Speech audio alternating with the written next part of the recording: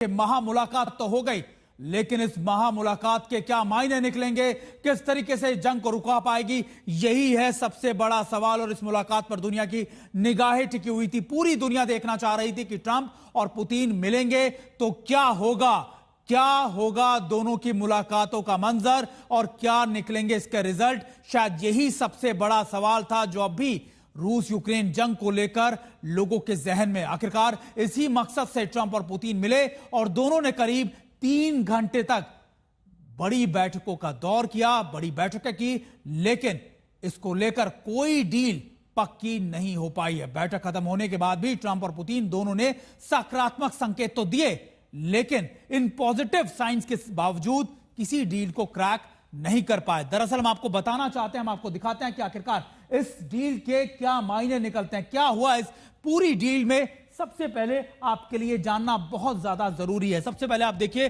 Trump और Putin मिले तो क्या थमेगा रूस यूक्रेन का युद्ध। सबसे पहले युद्ध विराम पर फैसला नहीं हुआ, यह पहली बात। युद्ध रोकने पर सार्थक बातचीत हुई, यानी पॉजिटिव बातचीत हुई। उसके बाद जेलेंस्की से क्या होगा, देखिए ट्रंप पुतिन जेलेंस्की से मिलेंगे। ट्रंप ने जताई है इसकी संभावना कि वो जेलेंस्की से मुलाकात करेंगे। अभी तारीख और जगह तय नहीं की गई, यानी इस मुलाकात में क्या हुआ और उसके बाद अब क्या होने वाला, यानी जेलेंस्की के साथ मुलाकात कब होगी, कैसे होगी, किस जगह पे होगी, किस तारीख पे होगी, यही सबसे बड़ा सवाल है। क्योंकि देखिए मुलाकात तो हो गई, लेकिन अभी बातचीत खत्म नहीं हुई है। अभी भी कई चीजें ऐसी हैं जिनको लेकर आशंका जताई जा रही है कि यह बातचीत सकारात्मक तो रही, लेकिन क्या इसका कोई फैसला या फिर इसका कोई निर्णायक फैसला भी इसमें हो पाएगा। इसको लेकर आपको एक रिपोर्ट भी दिखाते हैं।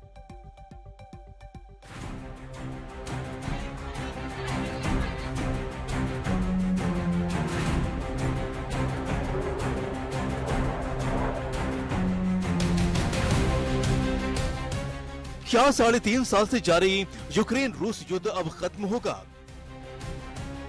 क्या ट्रंप की पहल से ये बारूदी तबाही बंद हो जाएगी? क्या पुतिन यूक्रेन पर हमले से अपनी फौज को रोकेंगे?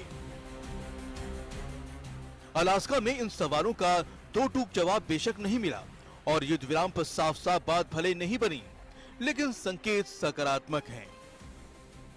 यूक्रेन में विनाशकारी हथियारों के हमले के बीच अलास्का में ट्रंप पुतिन मिले।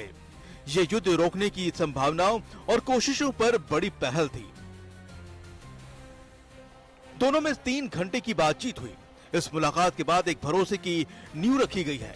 उम्मीद बढ़ी है कि सब कुछ ठीक रहा तो रूस यूक्रेन पर हमले रोक सकता है। अलास्का के एल्मेंटॉफ एयरबेस पर पुतिन के उतरने से लेकर बातचीत कर पुतिन के मॉस्को रवाना होने तक कई अहम बातें हुई। अब तक जुबानी जंग और एक दूसरे को टारगेट करने वाले अमेरिका और रूस के राष्ट्राध्यक्ष अब आमने सामने थे। उनके साथ उनकी टीम थी और मुद्दा बहुत साफ था कि कैसे रुके यूक्रेन रूस युद्ध। ट्रंप पुतिन अपने अपने प्रतिनिधिमंडल के साथ 3 घंटे तक बैठे, तमाम पहलुओं पर मंथन किया। दोनों बाहर आए तो कई अहम सवालों के जवाब मिले। ट्रंप ने बताया कि वो इस बैठक को 10 में से 10 नंबर देते हैं। इसी दौरान ट्रंप ने ये भी कहा कि जंग रोकना अब जेलेंस्की पर निर्भर है। उन्होंने ये भी संकेत दिए कि अब तीनों नेता साथ बैठेंगे और युद्ध रोकने को लेकर डील पर मंथन करेंगे। We had a very productive meeting. There were many points that we agreed on. Most of them, I would say, a couple of big ones that we haven't quite gotten there, but we've made some headway. So there's no deal until there's a deal. I will call up NATO in a little while. I will call up the various people that I think are appropriate, and I'll of course call up President Zelensky and tell him about today's meeting. It's ultimately up to them. They're going to have to agree with what Marco and Steve and some of the great people from the Trump administration who've come here, Scott and John Radcliffe. Thank you. Trump ने कई अहम बातें कही। उन्होंने Putin से अपने रिश्ते का हवाला दिया और कहा कि कई मुद्दों पर पुतिन से सहमति बनी है। ये भी कहा है कि पुतिन यूक्रेन में लोगों को मरते नहीं देखना चाहते, अब यूक्रेन को राजी होना है। ट्रंप ने जेलेंस्की को सलाह दी है कि वो डील करे, क्योंकि अब जंग रोकने की जिम्मेदारी जेलेंस्की पर है। ट्रंप ने अगली बैठक पुतिन और जेलेंस्की के साथ बैठक के साथ होने की संभावना भी जताई। ट्रंप और पुतिन के बीच हुई बैठक के बाद मीडिया को संबोधन में सबसे पहले पुतिन ने अपनी बात रखी। एंकरेज में उन्होंने कहा कि टकराव छोड़कर बातचीत करने का वक्त आ गया है। उन्होंने ये भी कहा कि यूक्रेन के साथ जारी युद्ध की वजह को खत्म करना जरूरी है। उनके मुताबिक जो भी समझौता होगा वो यूक्रेन में शांति की पहल में मददगार होगा। पुतिन ने भी ट्रंप की मौजूदगी में कहा कि अगर 2022 में ट्रंप अमेरिकी राष्ट्रपति होते तो भरोसा है कि ये युद्ध नहीं होता। И вот сегодня мы слышим, когда президент Трамп говорит, что если бы я был президентом, то войны бы не было. Я думаю, что так бы на самом деле и случилось. Я подтверждаю это, потому что в целом у нас с президентом Трампом наладился очень хороший деловой и доверительный контакт. И у меня есть все основания полагать, что, двигаясь по этому пути, мы можем дойти и чем быстрее, тем лучше, до завершения конфликта на Украине. Благодарю вас за внимание. पुतिन ने लगे हाथ अब अगली बैठक के लिए ट्रंप को मॉस्को का न्योता दिया। ट्रंप ने भी कह दिया कि पुतिन के प्रस्ताव पर वो 2-3 हफ्ते में विचार कर लेंगे। ट्रंप वाशिंगटन निकले, पुतिन मॉस्को रवाना हो गए। अलास्का से रोहित शर्मा के साथ आज तक ब्यूरो।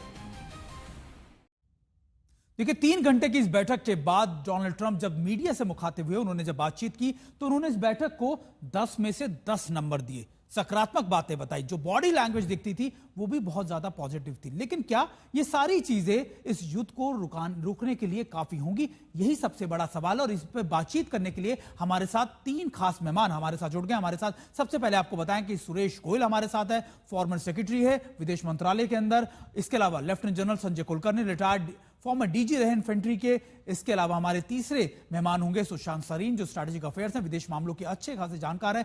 हर चीजों पर, हर विदेश मामलों पर उनकी नजर रहती है। सबसे पहला सवाल अगर मैं आपसे पूछूं खासतौर पे सर, कि सुरेश सर, आप तो कई ऐसी मीटिंगों का हिस्सा भी रहे होंगे, लगातार उनको क्लोजली मॉनिटर भी करते हैं। इस मीटिंग के मायने क्या निकलते हैं? क्या सिर्फ और सिर्फ ये अमेरिका और रूस के संबंधों को सुधारेगा? क्या इसका कोई प्रभाव जेलेंस्की के ऊपर या फिर यूक्रेन पर भी पड़ने वाला है?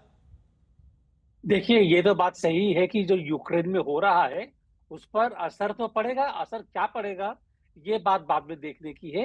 देखिए, जो मीटिंग हुई है अलास्का में पुतिन और ट्रंप के बीच में, मैं 2-3 चीजें कहूंगा। एक तो ये कि पुतिन और ट्रंप के बीच में एट लेवल ऑफ प्रेसिडेंट, ये मैं साल नहीं गिन पा रहा हूं, लेकिन 6-7 साल हो गए हैं जब पहली बार इस तरह की मीटिंग दोबारा हो रही है। खास तौर पर जबकि अमेरिकन राष्ट्रपति ने बार बार कहा है कि पुतिन से मीटिंग वो नहीं करेंगे, तभी करेंगे जब कोई आगे प्रोग्रेस होगी है। तो ये मैं कहूंगा पुतिन के लिए एक बड़ी अचीवमेंट है कि वो फेस टू फेस मीटिंग कर रहे हैं, और खास तौर पर अलास्का में जहाँ की एक हिस्ट्री अलग ही रही है। पहली बात तो ये है। दूसरी बात ये है कि यूक्रेन के ऊपर पुतिन ने साफ साफ कह दिया है कि जब तक जो रूट कॉजेज हैं वो हल नहीं होंगे, तब तक ये यूक्रेन के ऊपर डिपेंड करता है ये। तो सीधी सी बात ये है कि अभी जो है बॉल यूक्रेन के पलड़े में है, या कहे तो यूरोप या ट्रंप के पास में है। वो देखिए क्या करना है। तो मैं ये कहूंगा कि मीटिंग अच्छी रही, ऑप्टिक्स अच्छे रहे, लेकिन नतीजा अगर हम सोच रहे थे कि सीज फायर हो जाएगा, कोई अचीवमेंट हो, वो होने की उम्मीद तो नहीं थी। लेकिन इसके साथ साथ सबसे बड़ी चीज ये कि यूक्रेन के ऊपर जो एक प्रेशर है अब, और यूरोप के ऊपर कि आगे किस तरह से रिएक्ट करना है, वेल सर, सबसे बड़ी बात वेल सर माफ कीजिएगा, लेकिन सबसे बड़ी बात तो ये कि डोनाल्ड ट्रंप पहले भी ये कह रहे थे मीटिंग से पहले कि देखिए, मैं बातचीत करने जा रहा हूं, मैं बात सुनने जा रहा हूं, और आखिरी फैसला रूस को लेना, आखिरी फैसला यूक्रेन को लेना। सुशांत सरीन जी, अगर देखा जाए, क्योंकि आप इन मामलों को बहुत गंभीरता से देखते हैं, बहुत लंबे समय से देखते हैं, यूक्रेन के पास इस समय ऑप्शन क्या है? क्योंकि आपको याद होगा कि जब उनकी तल्खी खासतौर पे व्हाइट हाउस में हमने देखा था कि कैसे डोनाल्ड ट्रंप और जेलेंस्की के बीच में तल्खी हुई थी मीडिया के सामने। उसके बाद नाटो देशों का रुख उन्होंने किया था। उसके बाद डोनाल्ड ट्रंप ने नाटो देशों के साथ भी मुलाकात की, उनको भी अपने कॉन्फ्रेंस में लिया। तो जेलेंस्की के पास अब ऑप्शन क्या बचे हैं?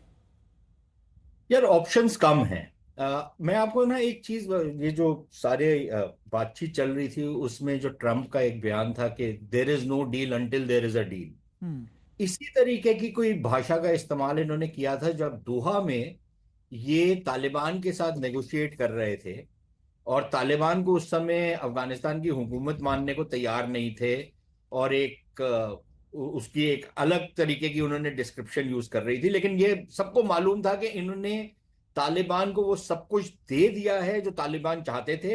हाँ। लेकिन उस समय भी ये वही कह रहे थे कि nothing is agreed until everything is agreed. और फिर उसके बाद हमको पता है कि क्या इन्होंने एग्री किया और क्या नहीं किया। तो मेरा मानना यह है कि शायद पुतिन और ट्रंप के बीच में समझौता तय पा गया है, और यूक्रेन के लिए मुश्किल ये होगी कि अगर अमेरिका अपना हाथ खींच लेता है तो फिर ना तो यूरोप और ना यूक्रेन के पास कोई बहुत ज्यादा विकल्प होगा, एक्सेप्ट कि जो डॉटेड लाइन है उस पर अपना हस्ताक्षर करें। और जो जो कहते हैं कि भाई ताकतवर वो ले जाता है जो वो ले सकता है, और जो कमजोर आदमी है वो सहता है जो उसको सहना पड़ता है। तो ये वो वाला हिसाब हो जाएगा उसमें। लेकिन ऑफ कोर्स ये जरूर होगा कि कुछ गारंटीज की बात की है, जिसमें मेरे होगी। और ये पुतिन साहब ने भी मान लिया है कि भाई ठीक है, उनको गारंटीज देनी पड़ेंगी यूक्रेन की सिक्योरिटी के लिए, जो अपनी सिक्योरिटी की और अपनी लेजिटिमेट कंसर्न्स की बात कर रहे हैं। उसका शॉर्ट हैंड यही है, उसका मतलब यही है कि नेटो का एक्सपेंशन नहीं होगा, नंबर वन। दूसरा कि जॉन जॉन सी टेरिटरी पे रूस बैठा हुआ है, वो रूस के पास चली जाएगी। अब उसको औपचारिक तरीके से रूस का कब्जा मान लिया जाएगा, या एक अनौपचारिक तरीके से एक, जैसे हमारे और पाकिस्तान के बीच में एक लाइन ऑफ कंट्रोल वाला सिस्टम है, या भारत और चीन एक बफर जोन के तौर पर क्रिएट कर दिया जाए। बफर जोन तो नहीं कहूंगा, लेकिन एक मतलब कि एक ऐसा बॉर्डर जो शायद बॉर्डर नहीं माना जाता, सिर्फ एक सीज फायर लाइन टाइप की मानी जाती है, कोई उस तरीके की चीज मान ली जाएगी। बिल्कुल बिल्कुल। लेकिन अमेरिका के लिए मुश्किल ये होगी सुमित, कि अमेरिका के जो इतिहादी हैं, जो उनके अलाइज हैं यूरोप में, उनको ये लगेगा कि यार अमेरिका ने तो हमारे को दरकिनार कर दिया। बिल्कुल। तो ये अमेरिका की जो विश्वसनीयता है उसके ऊपर भी इसका एक असर पड़ेगा। लेकिन शायद शायद शायद ये जो युद्ध है ये शायद अब खात्मे की तरफ शायद बढ़ रहा है।